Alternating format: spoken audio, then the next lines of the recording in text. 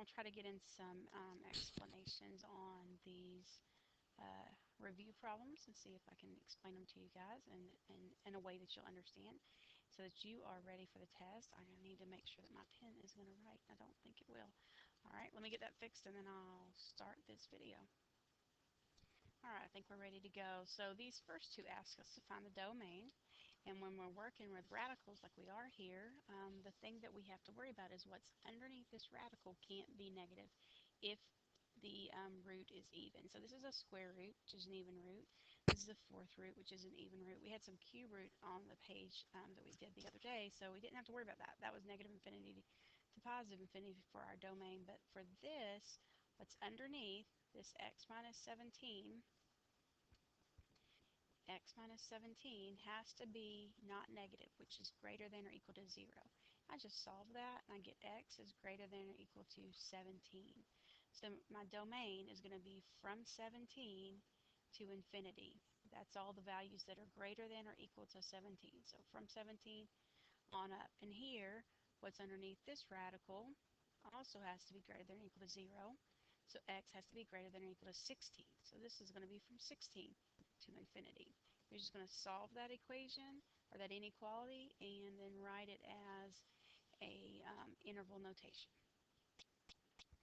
3, 4, 5, and 6 want you to figure out for what numbers is the rational expression undefined. So you're looking at the bottom because when you're dividing fractions, you can't divide by 0. So what's on the top really doesn't come into play right now. It will when we're simplifying, but not when we have to figure out what makes it undefined. So for number 3, I just have a minus 6 on the bottom. So what would make it 0? I'd solve it, add 6, add 6.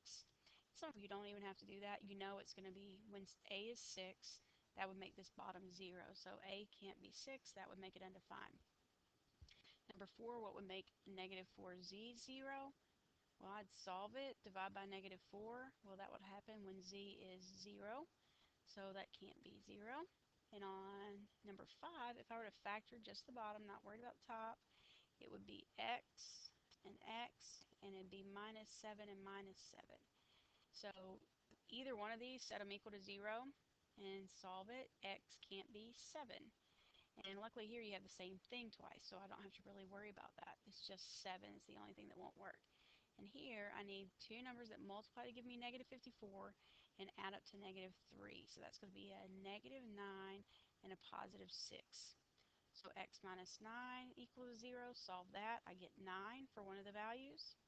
And x plus 6 equals 0, solve that. And I get x equals negative 6. That's my other value. Alright, continuing on. They want us to simplify. So what you do is you want to look at the top and the bottom and see what factors you can take out. So if I have a 6 on the top and a 12 on the bottom, 6 goes into both of those. It goes in the top once and the bottom twice. And with y cubed and y to the 11th, I could take out 3 of the y's, so it's gone from there, and that would leave me with 8 on the bottom, because I took 3 away. 3 away from the top, it's gone. 3 away from the bottom still leaves me with 8. So I've got 1 on the top and 2y to the 8th on the bottom in the denominator. Alright, number 8, you can't cancel like this because this is not a factor, it's a term. So what I need to do is factor that top. So I can take out a 4, it'd be times 3x minus 1. Then on the bottom I've got 20. Now I can cancel. 4 and 20 have a common factor of 4. I'll cross out the 4. I can make it a 1. And cross out the 20, and it would be a 5. 4 goes into 25 times. So on the top, I've got 1 times 3x minus 1. So that's just 3x minus 1 on the top. And on the bottom, I've got 5.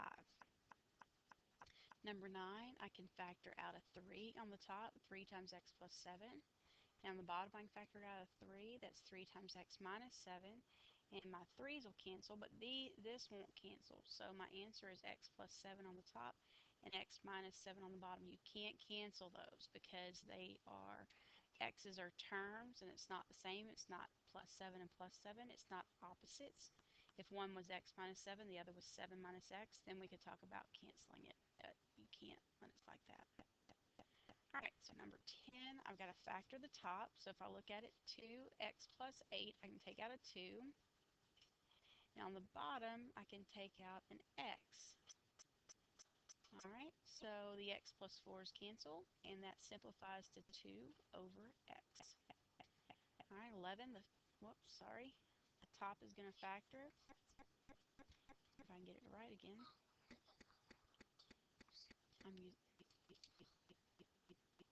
Alright, so I've got to factor the top. So it factors to y and y. I need two numbers that multiply to give me a negative 8 and add up to a positive 2. That's going to be positive 4 and negative 2. That's a negative 8 when I multiply and a positive 2 if I add. And then on the bottom, it's going to be y and y. And it's going to be, I need it to multiply, give me negative 10, add up to 3, so that's going to be plus 5 and minus 2. So y minus 2's cancel, and my answer is y plus 4 in the numerator and y plus 5 in the denominator. Alright, number 12. R squared minus 4 factors to r plus 2 and r minus 2. And on the bottom, we can take out a 3. 3 times r plus 2. And so it had a GCF, so I can cancel the r plus 2's. And my answer for number 12 is just, I can't write it on that blank, I don't think, r minus 2 on the top and 3 on the bottom. Alright, 13, the top doesn't factor at all, so it's just 9x minus 8 on the top. On the bottom, it factors, it's a difference of squares. 81x squared would be 9x and 9x, and minus 64 is going to be plus 8 and minus 8. And if you look, these cancel.